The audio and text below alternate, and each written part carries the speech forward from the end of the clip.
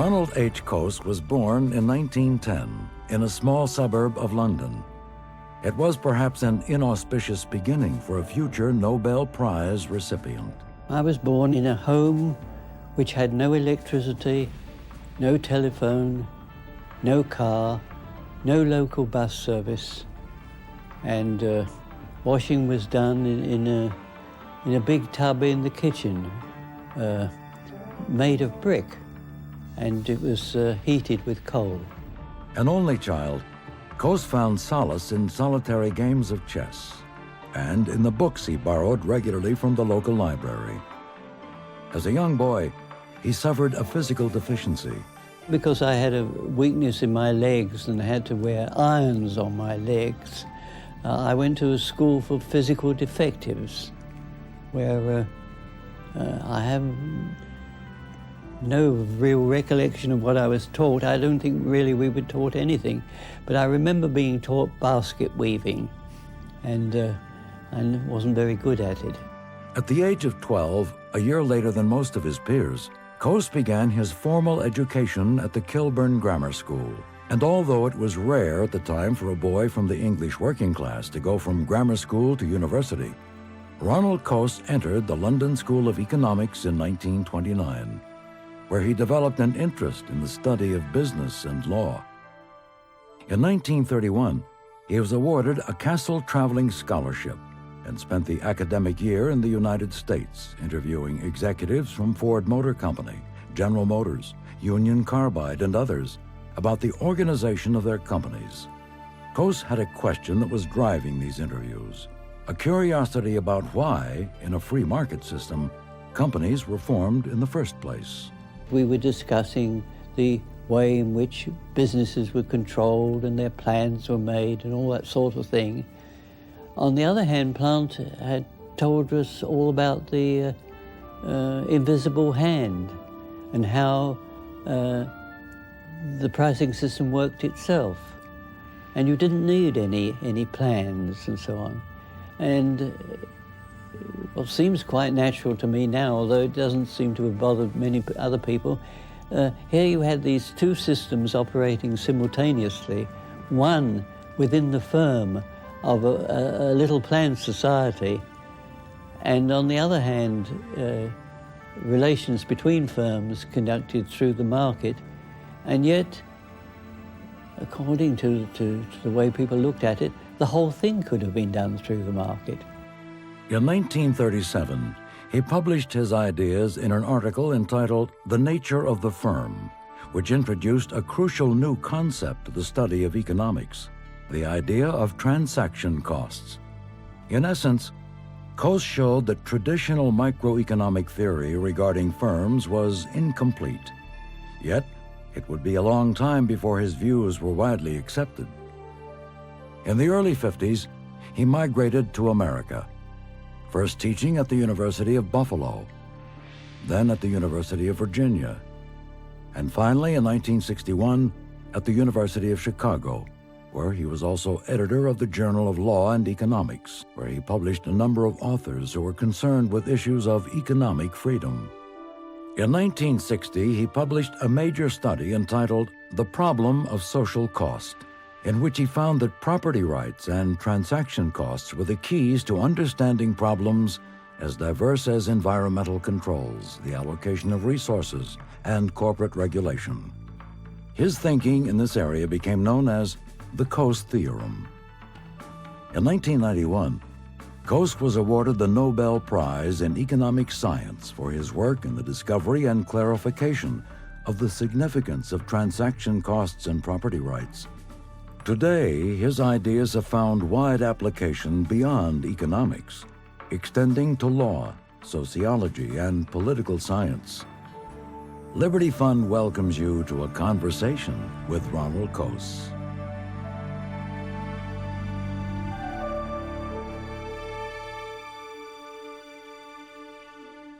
Now let's go back. Before you got to America, there were obviously some key people at LSE who influenced and shaped the way in which you thought. And it was an extraordinary collection of individuals, a small department with many luminaries. And could you recall some of the people who taught you and the influences that they had on you? Oh, the person who was most influential was Arnold Plant, who was a professor of commerce and whose interest was, oddly enough, in property. He wrote on copyrights and he wrote on patents, which was subjects that the economists didn't usually write about. He had been in business beforehand, actually. He went into business and then decided to take some courses at LSE, but he took them in economic history, oddly enough. So he didn't take any courses in economics, although he did attend Cannon's lectures. Mm-hmm. And who was Cannon?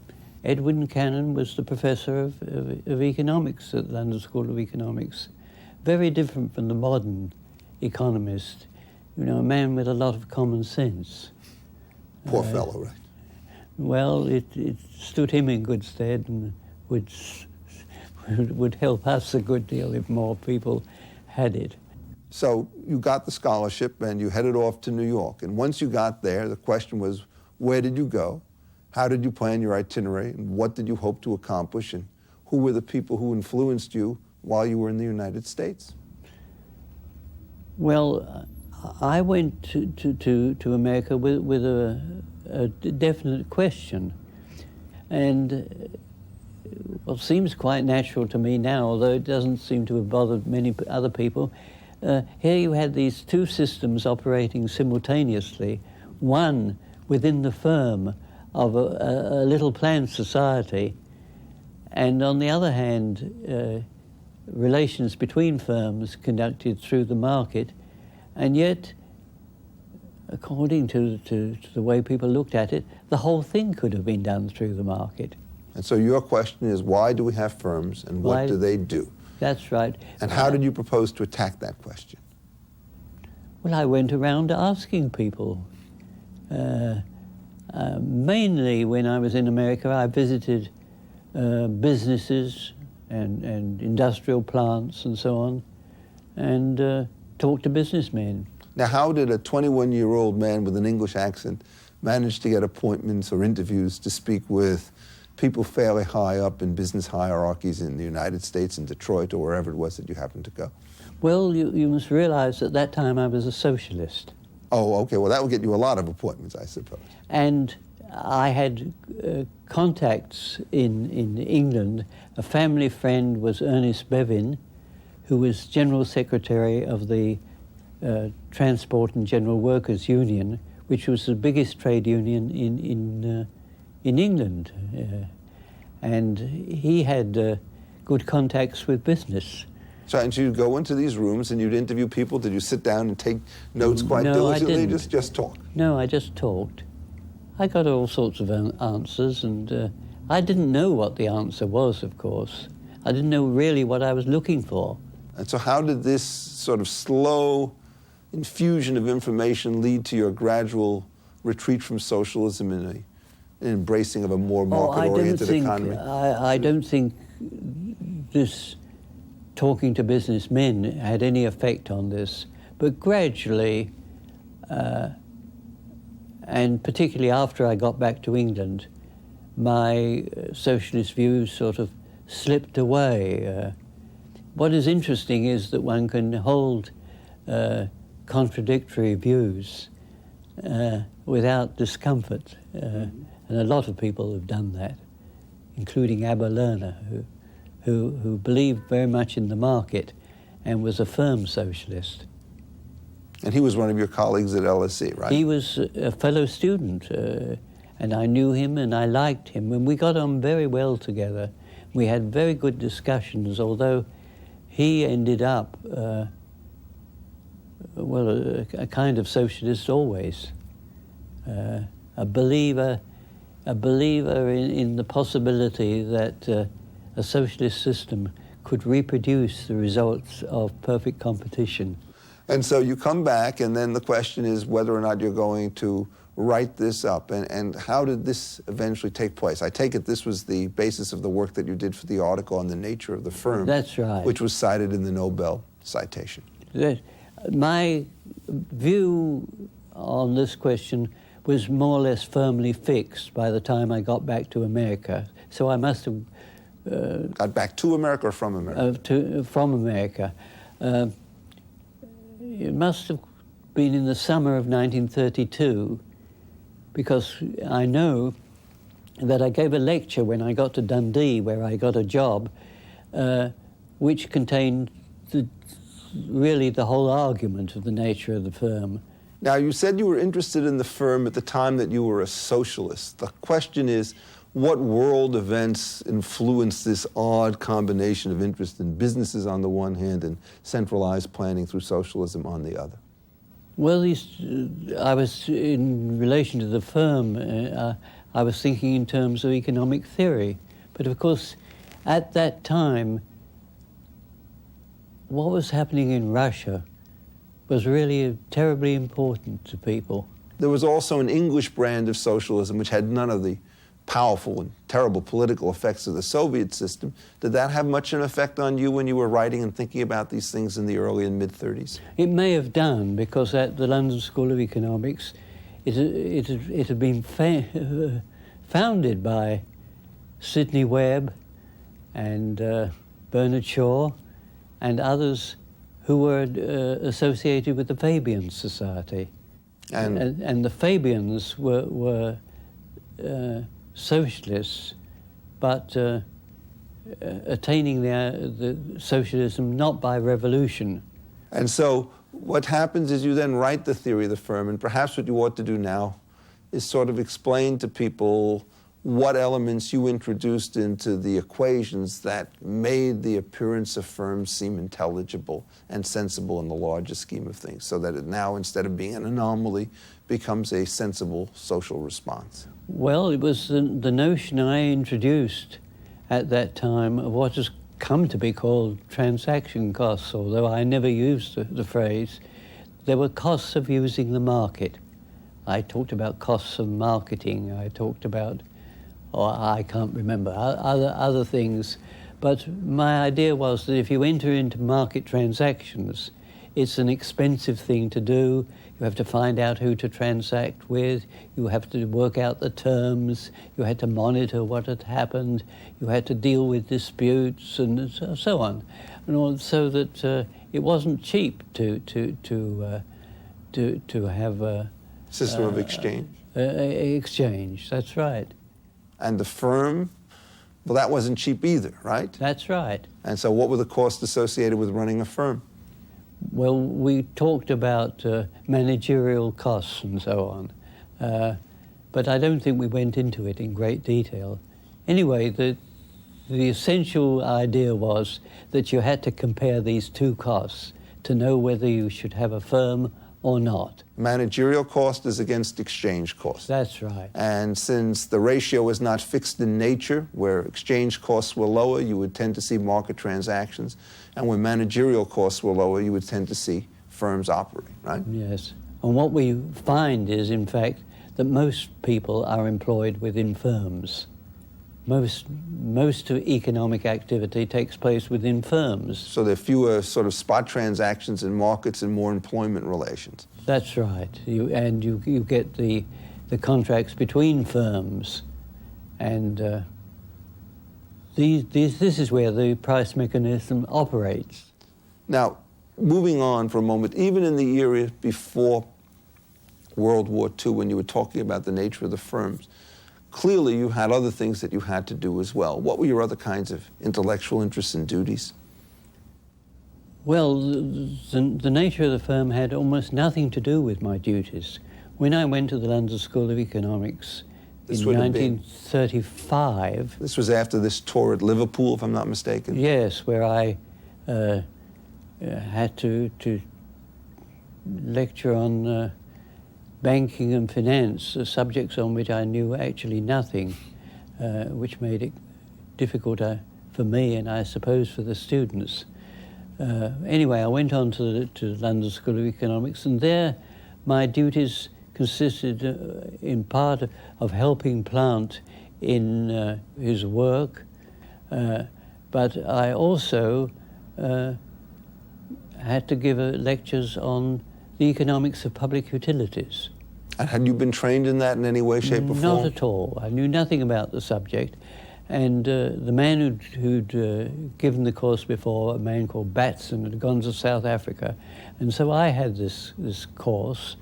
And I pretty soon discovered that nobody knew anything about public utilities. So I began a series of historical studies of public utilities in Britain. And which ones did you look at? I looked at water, gas, electricity, the post office, broadcasting. A huge portion of the economy, by the way, which resides in these industries. That's right. And if you were to look at them, what were the sort of general conclusions you reached, say, when you talked about the gas industry or the electric industry? Well, I studied how they priced and so on. I studied the regulation of entry.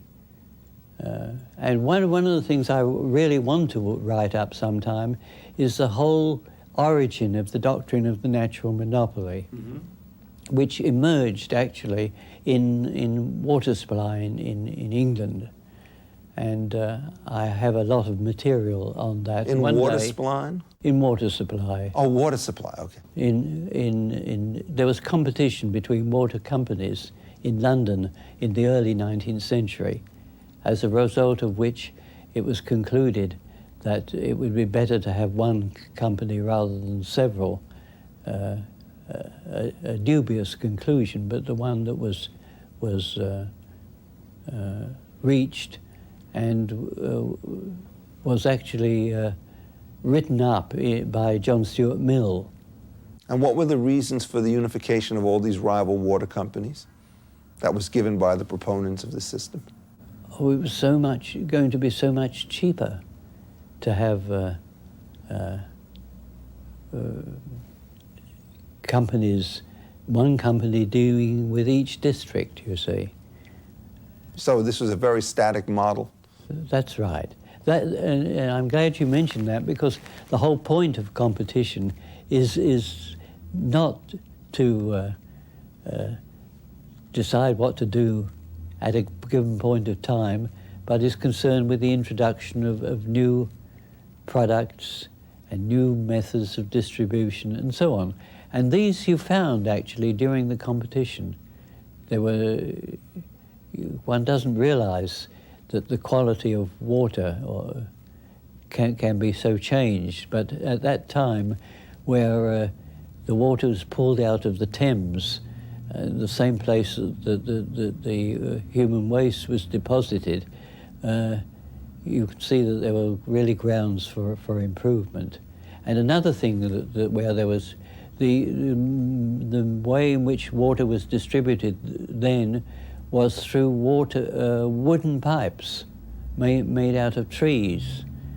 They bored a hole in a trunk of a tree and so on. And this was very inefficient because you couldn't get a high pressure without producing so many leaks and so on. And during the competition, iron pipes were introduced. People also tried pottery pipes and so on. There were various experiments made, but what one sees is that competition is not to be just regarded as the way in which people would compete with given methods of production, but it leads to the introduction of new ones. And of course that was the weakness of the whole doctrine of the natural monopoly. And so one of the puzzles, of course, that one has is, I take it historically you could measure rather tangible signs of improvement in water distribution under a competitive regime. Why then did it lose out politically, in your judgment? Because the companies were interested in having what they called a districting arrangement. So that each of them would have a local monopoly, essentially, by territory? That's right. And so it was the New River Company, or the directors of the New River Company, that were most influential in getting this doctrine across. and John Stuart Mill in popularizing it. So you have this peculiar alliance between intellectual socialists on the one hand and ground-level monopolists on the other. That's right. And the poor, unorganized consumer was the one who suffered from that alliance? That's right. Now, was public utilities a mainstream subject in economics in the immediate post-world period, or were you often some sort of byway? I'm often some sort of byway, which had never been studied much. It was an American subject, and the textbooks we used were American. I found the study of public utilities very interesting, partly because nobody knew anything about it in Britain. And I wrote about the post office, for example. And what did you conclude about it? Well, it had several problems. One was a uniform price, for example. How did that come about? And I discussed how that came about and what its effects were. And how did it come about? Rowland Hill was the man who was responsible for the introduction of uniform postage. And he argued that previously the way in which postage had been paid is that when the letter was delivered, the person receiving it made the payment. So you had to be home to take your mail. You had to be willing to pay for it. If you didn't want to pay for it, you didn't get the letter.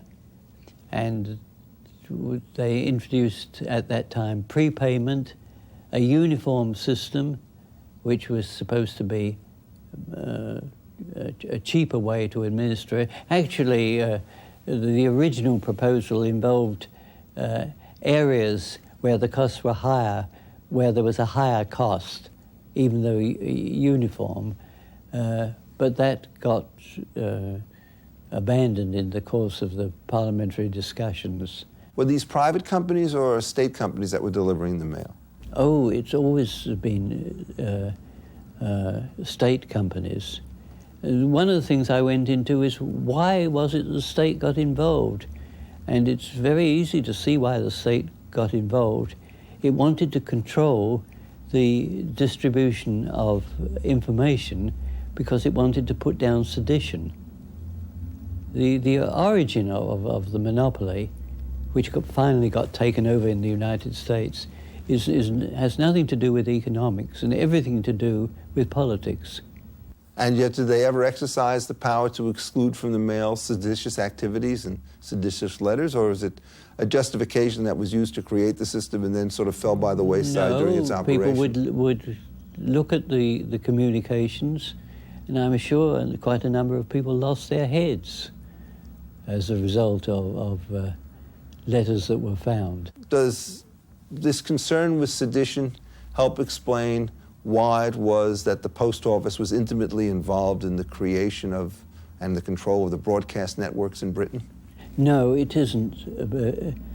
What happened was I can't remember these dates exactly, but in the 1860s, it was decided that the various telegraph companies in England should be taken over and made a single operation operated by the state because it would be cheaper. Of course, it didn't prove to be cheaper, and it raised all sorts of other problems. For example, the employees of the telegraph companies became active in politics. Mm-hmm.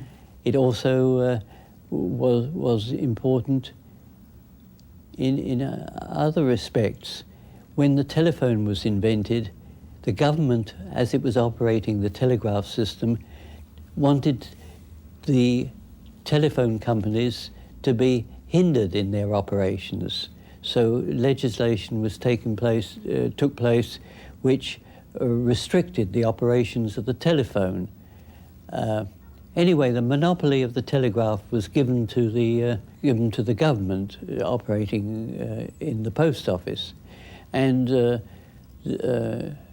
a telegram was described as a message conveyed by electricity. When broadcasting came along, it was quite clear that what was involved was a telegram, because it was clearly a message conveyed by electricity, and in that way the authority of the post office was established to control broadcasting. So in your view, much of the history of the regulation of public utilities in the late 19th and early 20th centuries in England had to do with the expansion of the post office, in which it controlled first the mail, then the telegraphs, and then the telephones. That's right. And then broadcasting to some extent, I suppose. That's right. Now, do you think this was a good or bad type of system, both in terms of its merits and also how did it happen? Well, the results were extremely bad. You had the telephone industry, which was hampered in its development by the need to protect the telegraph industry. And in the case of broadcasting, it was something quite different. It was that since you had defined a telegram as a message conveyed by electricity, broadcasting was therefore a telegram. And the post office had powers to regulate it, which it exercised. And how did it exercise those powers? In granting licenses to people to operate. And how did it decide who received the license? It's a complicated story, but they finally decided that there should be a monopoly. The post office always wanted a monopoly, and the Marconi Company wanted a monopoly because it would be the dominant firm in that case. And so in England, when broadcasting started as a service, it started as a monopolised service. It was the British Broadcasting Company, as it was then. And so this would reduce the range of choices and the level of innovations that were available to consumers?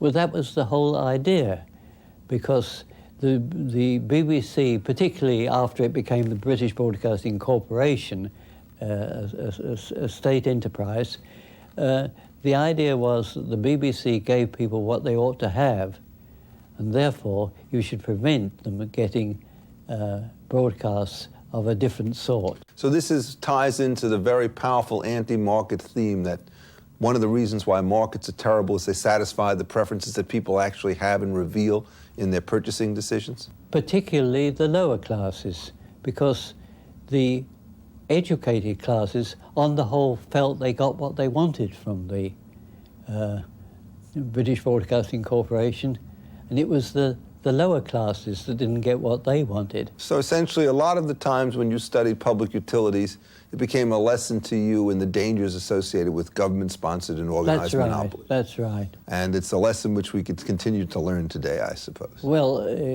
I think so, but my change of view, which came gradually, was just through finding out how the things operated, rather than some philosophical argument and so on. That's right. In other words, you never did start from a proposition that in a just society what you wanted to do is to minimize the use of force and fraud. That would never have been an equation or a proposition that would have crossed your mind. Never entered my mind. And so essentially it was just watching a series of ad hoc adjustments and seeing which ones worked and which ones did not. Yeah, eventually led you to believe that certain forms of industrial arrangements were better than others. That's right. So why don't you tell us a little bit what happened to you as England got sucked into the war? Were you able to keep up, formally or informally, with any of your own professional work during that period of time by reading or by writing? Not really, no. It so happened that some of the things came into the ken of our work. For example, as the war approached, the economic section began, as the end of the war approached, the economic section began thinking, what should we policy be at the end of after the war was over? And this would be the battle over centralized planning? Not really. It discussed such things as how prices should be set, and that's where marginal cost pricing came in. It was involved with the National Health Service. It was involved with the policy towards full employment and such like. And I take it, in fact, in part, the reason you wrote the Marginal Cost controversy, although you wrote it before the war, was in response to the idea that you could identify a superior way to supply goods to governments in industries where there was decreasing marginal cost. That's right, but it's also true that if you studied the tariffs of utilities, say electricity, they commonly used a two-part tariff. That is to say, they were willing to charge for additional units at approximately marginal cost while covering at the same time average costs by the two-part tariff. And what had happened was the economists discussing this, Mead and Fleming and Lerner and Hotelling, really had not thought that there was any other way except to have subsidies from the government. Now, why is it that the two-part tariff is common to everybody who's seen a telephone in service, right? That's right. Now, why is it that something which everybody uses on a day-to-day basis would elude the attention of the greatest economists of the time? Well, the audience of economists are other economists, and therefore there's no way in which you can get new insights coming in from studying how the economic system works, because that isn't the way economists work. So part of the advantage of having a commerce and business background was that it exposed you to these real-world phenomena. Yes, and you can see it very clearly in the United States at the present time. Where is the interesting work going on? It's not going on in the economics departments, it's going on in business schools, in law schools, in engineering schools. And so anyhow, could you summarize, for benefit of the audience, exactly what your argument was in the marginal cost controversy? Oh, I had come across this not through Mead's work and the work in the economic section of the War Cabinet Office, but with Abba Lerner. Mm-hmm. Abba Lerner was a great advocate of marginal cost pricing, and the argument for it is, if it costs $10 to produce another unit, it is absurd to think in terms of average cost, which is much higher. You should let people have it at $10. Because the alternative is you're precluding people who would otherwise buy something from enjoying it. That's right, and you're better off. What is the cost? Cost of the other resources, how the other resources would be used, and you were much better off by charging a price equal to marginal cost.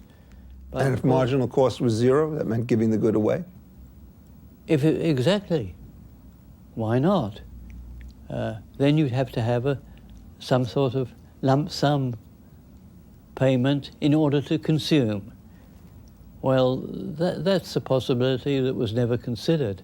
How you raise the lump sum? Well, they were always raising it through taxation, ignoring the fact that if they raised it through taxation, you'd raise the price above marginal cost. For some other goods. For some other good, that's right. So that what happens is the marginal cost analysis only works if you consider a single good in isolation. That's but right. there is no way to consistently apply that policy with respect to all goods in society at all times. So that's the basic intuition. Now, all of this then, after you did the marginal cost controversy paper and so forth and published that, you then spent your time getting involved in the study of the British broadcasting system, correct? It went on simultaneously, but largely before the war, but completed after the war. And you mentioned, or at least one of the concerns that you said, is that monopoly is not only important with respect to its economic characteristics, but also with respect to its political implications, with respect to speech and foreign policy. How did that sort of manifest itself in connection with the BBC? Well, the BBC produced the programs that Englishmen ought to hear. The way I used to put it was, the BBC's, the Englishman's home is the BBC's castle. Mm-hmm. And that was accepted, that the BBC had a right to determine what people heard. What did you find to be the most frequent arguments put forward in order to justify the monopoly, as if it needed some justification. What would happen if you didn't have the monopoly? You'd have all these awful programs put on, which, the masses would like, but which would really destroy their tastes and so on. So it really was essentially the superior cultural attitude of the ruling classes was the dominant? That's where the support came from. I don't think my book resulted in the setting up of the new system, but it helped acceptance of the transition. And that took place in the 50s? Yes. And by that time, you wrote this book and then you split and you came to the United States? Is that basically what happened? And how did that come about, that you decided in 1950 or 51 to come to America? Well, there were many reasons why I wanted to come to America. One, I hadn't much faith in the future of socialist Britain, something I think which has been justified. And furthermore, I admired the work of some American economists, particularly Frank Knight and George Stigler. And I guess the next major piece of work that you did was the one on the federal communications system. That's right. And when you did that, I take it you were at Stanford at the Center for Advanced Studies in the Behavioral Sciences? That's right. So what was the environment like there, and how did it conduce to the production of this wonderful paper? Oh, well, it's very nice. You had no teaching duties. You could just work away. And my work on the FCC was essentially a continuation of the sort of work I was doing on broadcasting in England. Now, how did you research that article? Did you go down to Washington, read administrative hearings, speak to industry people, or just sit around at the Center for Advanced Studies in Palo Alto and think about it?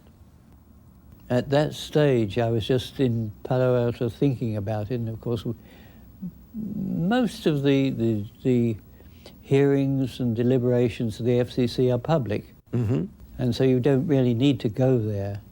And as regards speaking to people, I had spoken to people at the FCC in 1948, and I knew what their views were. And how do those views differ from those which were adopted, for example, by the BBC?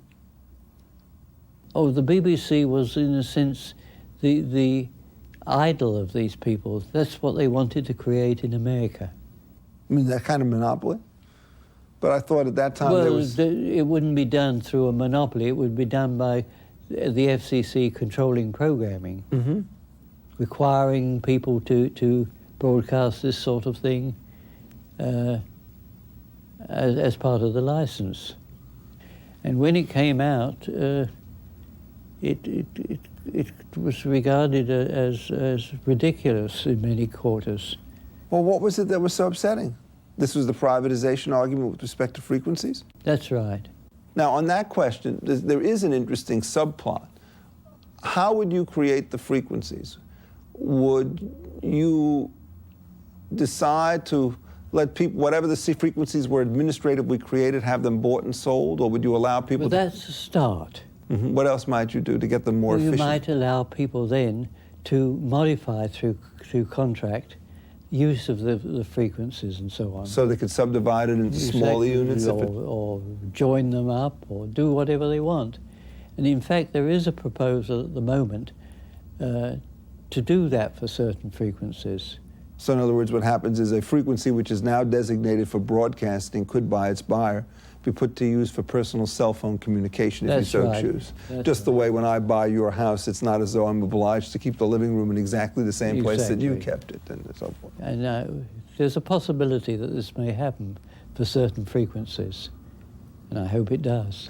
When you did this paper on the FCC, you announced a proposition that the ultimate use of a frequency, be it a radio station on the one hand or a cave on the other, I think was the example, did not depend upon who owned it, but on what was its highest value use. That's right. Now, how did you stumble across what now becomes known as the Coase theorem when you were doing all of this work? Well, because I said this in the FCC paper, thinking I was making a proposition of the kind that 2 and 2 equals 4. I mean, it's obvious that if you look out of the window, the land is being used for growing wheat. It's so obvious that I don't understand why there's been any fuss about it. Suppose somebody were to say, that's because what you did is you forced people to think about a zero transactions cost world, and they didn't know whether that was a world of fantasy or a world of approximate reality. I don't think it has anything to do with that. And for this reason, I think what they thought was, suppose you have a question whether you're liable for damage caused or not. They thought if you're liable for damage caused, your costs are higher than if you're not. But they ignore the fact that the person causing the damage would pay you not to stop him. And therefore, the costs are really exactly the same in the two situations. It's only looking at it one way, not both ways. And the fact that you can in fact follow what I said is shown in the fact that we now have trading in allowances to pollute. Mm-hmm. Now, when one starts to think about these things, which are obvious but not obvious within the profession, do you think that it's just an accident that you were the fellow who pushed this line the hardest, that you were also a fellow who never studied economics as an undergraduate, never spent your time in mathematics of economics, and never got a PhD in the field, so that you would be utterly unqualified, for example, if you went into the market today? Do you think that you were benefited by the lack of education? Oh, I think so, because not being trained to think in a certain way, I hadn't been trained not to think in a certain way. Therefore, I was free to tackle the problems. And when you turned and tackled this problem in the article, The Problem of Social Cost, you spent a huge amount of your time worrying about 19th century English nuisance cases.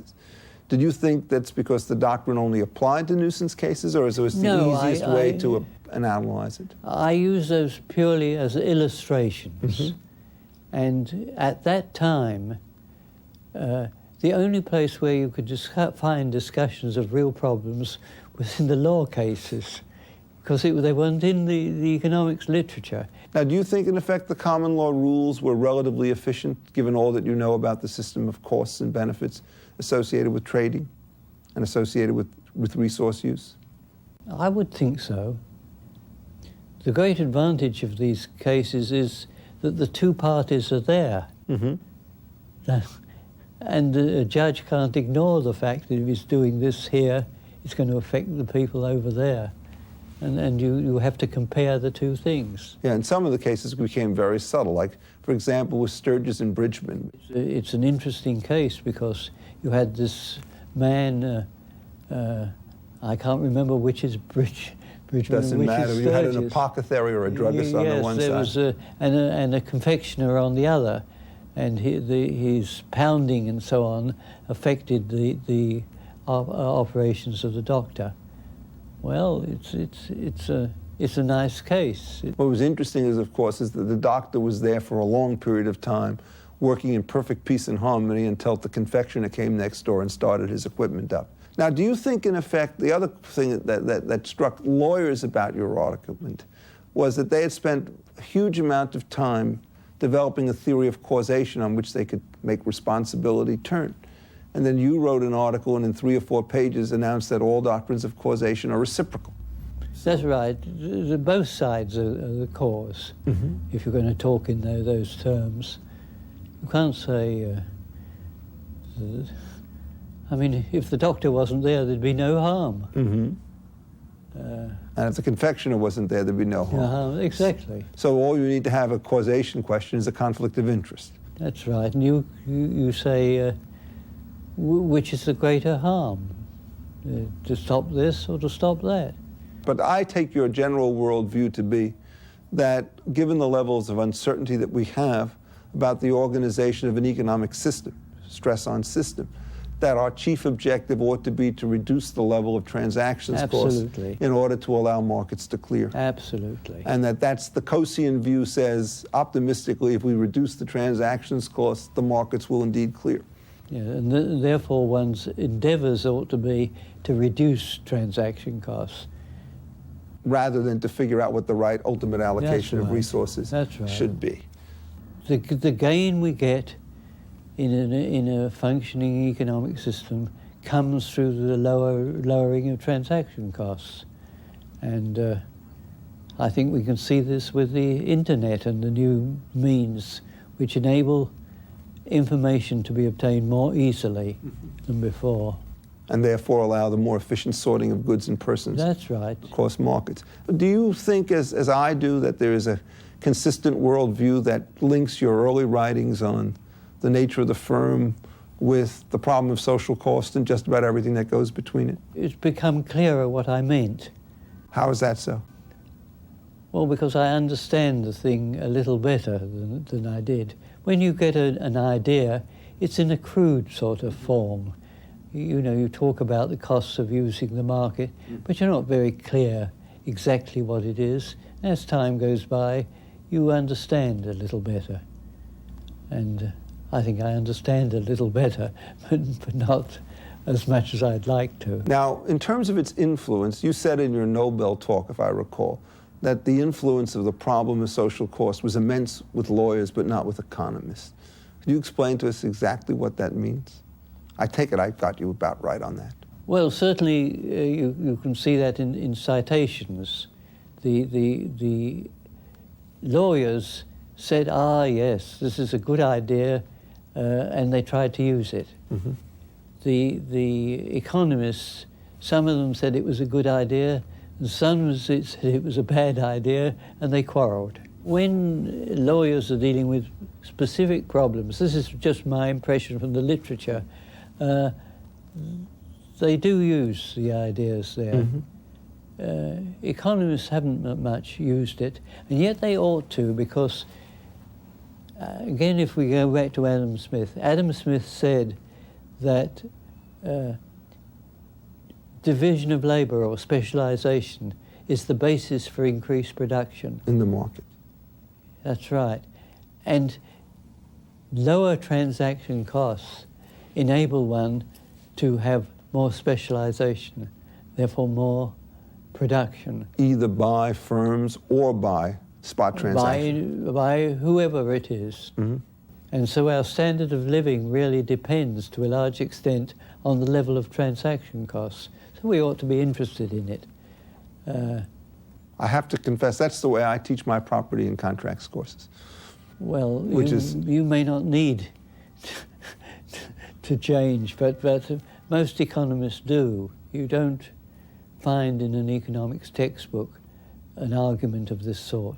To some extent, you tried to infuse the world with the view of the centrality of transactions cost when you were editor of the Journal of Law and Economics. I used the opportunity for publication in the Journal of Law and Economics as an incentive to people, because people want to publish, but and if they know there's a chance of it being published, they'll do the work, which otherwise they wouldn't do. And I used the Law and Economics program to bring people as fellows to do studies. And I commissioned articles. I was a regular entrepreneur, I right? was active in using the journal, and we had lots of splendid articles as a result. Now, in terms of this, while you were at the Journal of Law and Economics, you also did some of your own studies, and I guess two of them come to mind, and I'd like you to comment on both. The first was the one about the place of the lighthouse and how you think that that's relevant. And then the second one, which is more theoretical, was on durable monopolies. Let's start with the lighthouse. Well, Samuelson had used this as a prime example of a public good which had to be supplied by the government. And I don't know how I knew it, but I knew it somehow, that this was not true for lighthouses, although he used the lighthouse as the example and at length and so on. So I went back and found out exactly how it worked in England and published the article and showed that what Samuelson had said was nonsense. And what did you discover in your investigations? I discovered that in England, for a couple of 100 years, maybe more. Lighthouses were built, financed, and owned by private individuals who could leave them to others, bequeath them in their wills, act like private property. And this was done by allowing them to collect tolls, in effect, on the ships presumed to have used the lighthouse. And now what was the mechanism that was used in order to collect the tolls? Well, they had a right to collect the toll, and they were able to use that right whenever the ship came into port. It was difficult to enforce it when they weren't in port. And they employed agents for this purpose.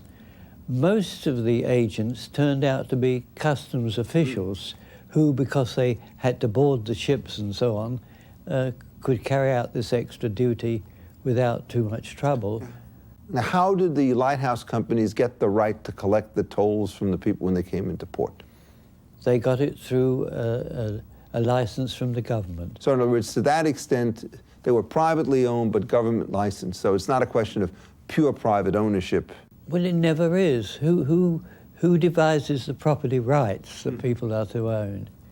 It's always the state at some level. The state in some ways involved. You can get these private schemes of which Lisa Bernstein talks about and others, but that requires a relatively small specialized group. And if you're going to make a rule for people all over the United States, it's very hard for them to get together to do that. But it's except through the government. But it's only in this. One of the interesting things is with the lighthouse, one of the things that the government had to give you was the right to collect the tolls, where normally they don't give the business the right to get fees from customers. And that was because without the ability to collect, everybody would just simply walk away from the good which was provided, whether they needed it or not, right? But you know, you think of copyright and patents and other forms of property. Which are created by the government, but we don't think of them as not involving private property. No, it's clear, but it's private property in somewhat of a mixed system. And the issue is, what's the rate of the mixture? And it's relatively little. Now, the one question, again, I think that's instructive about the lighthouse is, these things became taken over by the government for their operations somewhere in the 1830s, correct? That's right. Now, what was the political economy which led to their takeover? Well, there was a belief that the charge, the toll, would be lower under the new system than the old. Was it correct or wrong, as it worked out in practice? In practice, the lighthouse fees did go down, but they went down in the same way that tolls on the Chicago tollways are going to go down, because the debt had been paid off. And what about durable monopolies? This is a much more technical paper. Yes. And yet, could you describe very briefly what it's about? Well, economists have often been discussing how you price a durable good. And some people had argued that it was in the interests of the monopolists to make the good less durable. And in fact, one of the people who did that was Milton Friedman. And I wrote this article and showed that, in fact, it was in the interests of a monopolist to make his product less durable. It was very strange to me. It's the only article that I've ever written because I thought if I didn't do it, someone else would take my idea and also publish it. But I used to put forward this view at workshops and at lunch, and people just get their eyes glazed over. What people would do in a workshop is to go in and say, this is the demand for a durable good. They show a normal demand schedule. And I then butt in and say, how can you draw a demand for a durable good unless you know what they're going to do in future?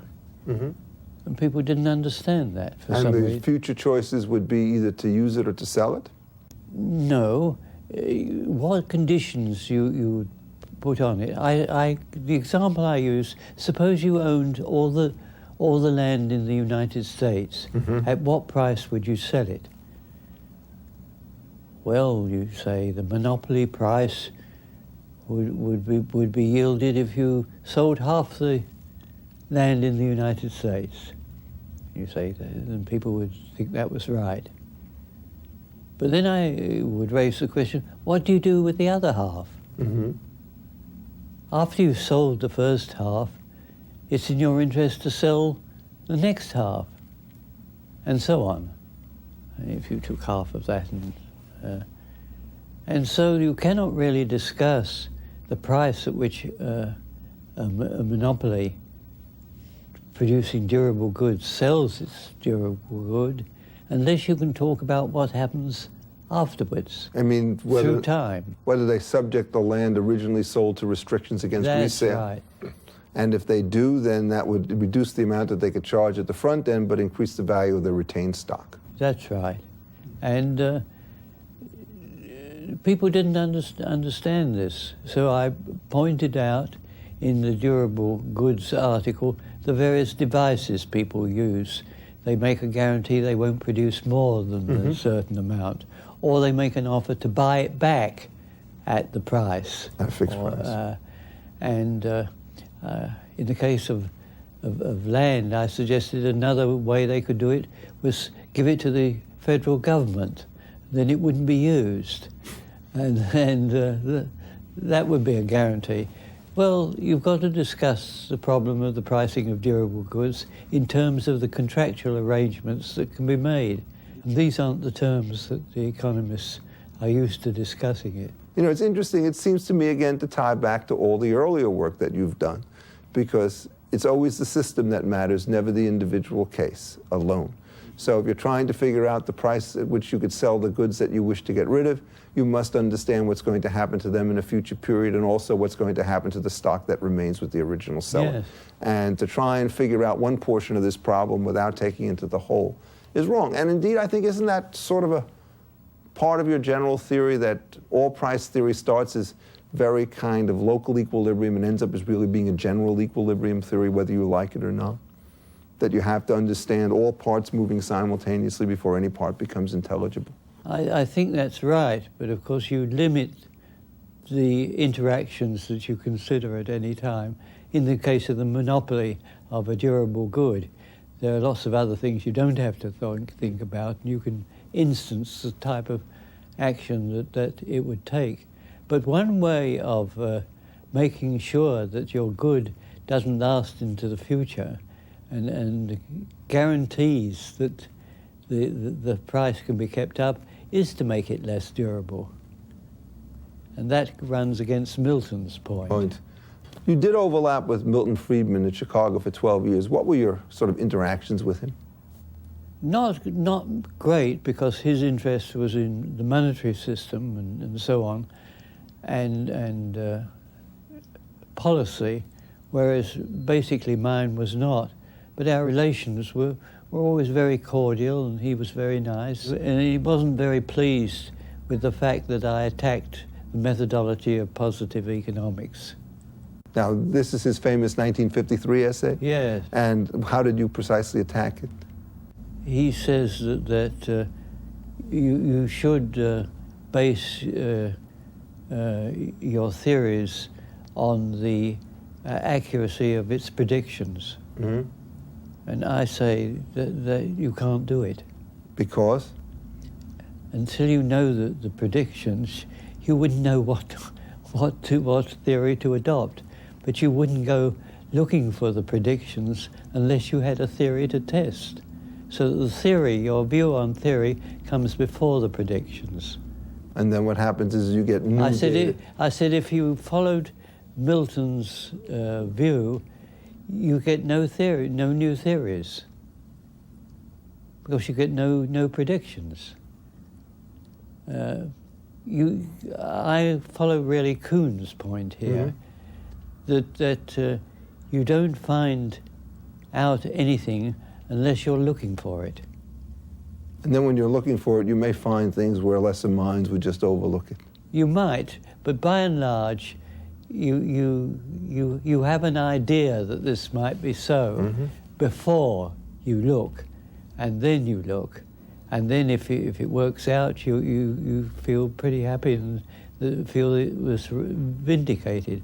But the idea that you have to know the predictions before you adopt a theory is, in my view, just to say you're not going to have any new theories. And so the question is, if you had to give advice to a young economist aged 21 in the year 2001, what would you tell him to look at and why? I would say just look around and find a problem, and then try and tackle it. Not to start off with knowing your techniques of analysis and all that sort of stuff, and then look around for a problem to use it on, which is the way economists are normally trained these days. And we live in a gold mine. We're full of problems. So I just go into the street and find the problems. And then the trick is to try to find a pervasive insight that explains a commonplace phenomenon that everybody has overlooked but has to understand. That's all you have to do. So in other words, you have to find the next transactions cost in order to be able to mine the appropriate gold. Yes, but I'm sure that when people have found it, we'll think it's obvious. On behalf of the Liberty Fund, and indeed on my own behalf, I'd like to thank you very much for having this conversation with us this afternoon, and wonder if you have any parting words to say as we wrap up. Well, I would hope that economists start off by studying real-world problems rather than the imaginary worlds that most economists seem to delight in. A pragmatist and a realist to the end. Thank you.